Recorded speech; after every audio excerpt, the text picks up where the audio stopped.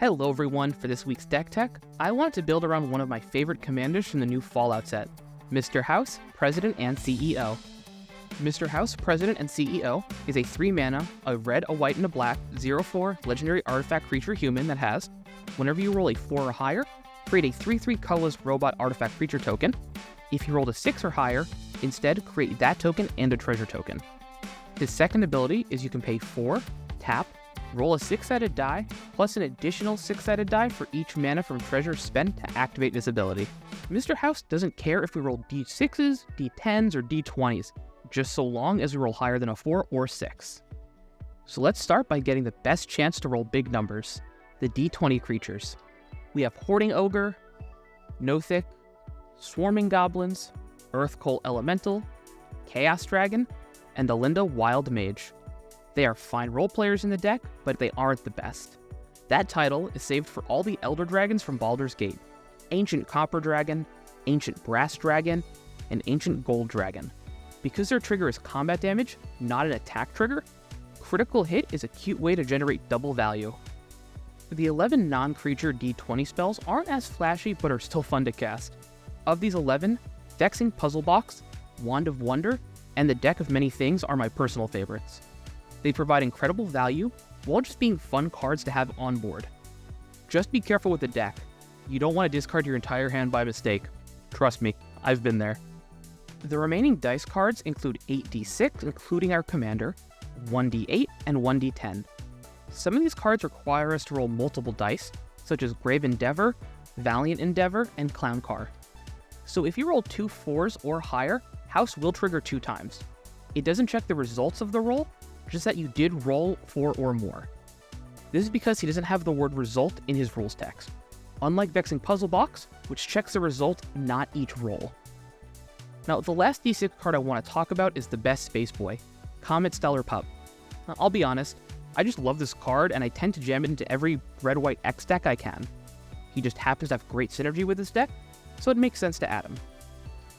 We've covered plenty of dice rolling, so let's talk about the dice synergies. Now, when I say synergies, I mean payoffs and cards that let us manipulate the outcome of our dice.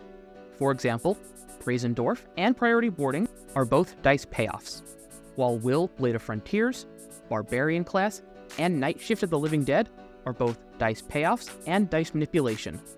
Will and Barbarian Class have us roll 1 additional die, and Night Shift either increases or decreases the result by 1. Now, I think Night Shift works this way, but I couldn't find any rulings on it. Because House doesn't say result, I don't know if we're changing the result of the die will change his trigger. If you know the answer to this, or where I can find it, let me know in the comment section below so I can make sure that gets pinned. Next up, we have Treasure Generation. Fun fact, did you know Lannery Storm was the only rare creature that made treasures back in Ixalan and Rivals of Ixalan? Now we have creatures such as Professional Facebreaker, Goldspan Dragon, Lothokrupp Sheriff, Grim Hireling, Academy Manufactor, kind of, and the new Kellogg Dangerous Mind. And those are just the creatures. What kind of treasure deck wouldn't run Smothering Tithe, Monologue Tax, and Revel in Riches?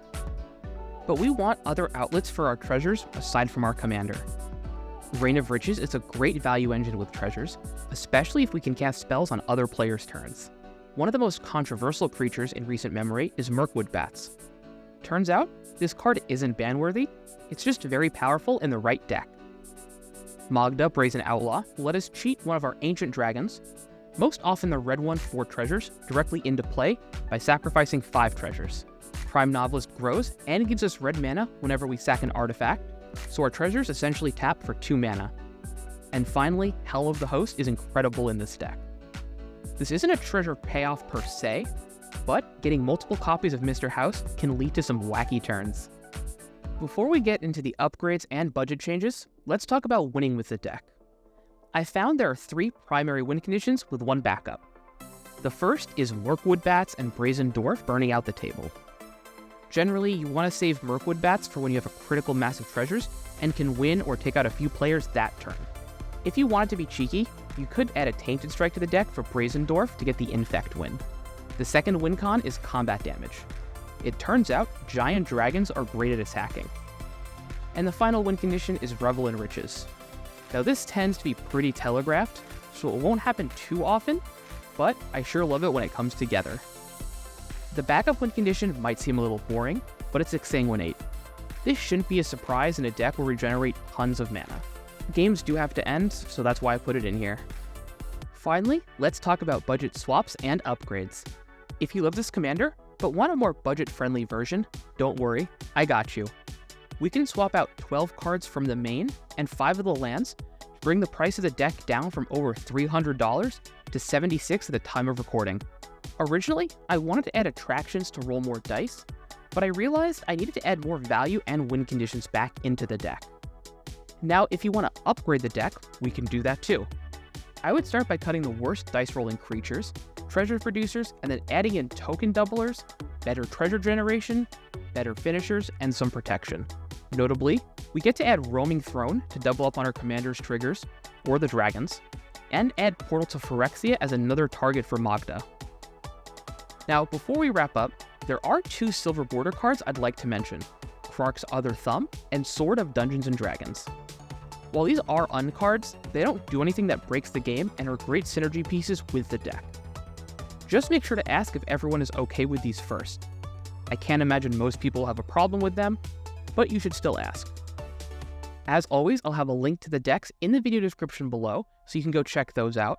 If you want more deck techs like this, make sure to give the video a like, and then let me know in the comment what Fallout commander you're looking forward to the most. Also, you can check out some of my other videos on screen here, and if you want to take your support even further, consider signing up for the channel membership. For as low as $1.99 a month, you get some awesome perks and some unique flair. Alrighty everyone, I'll see you next time.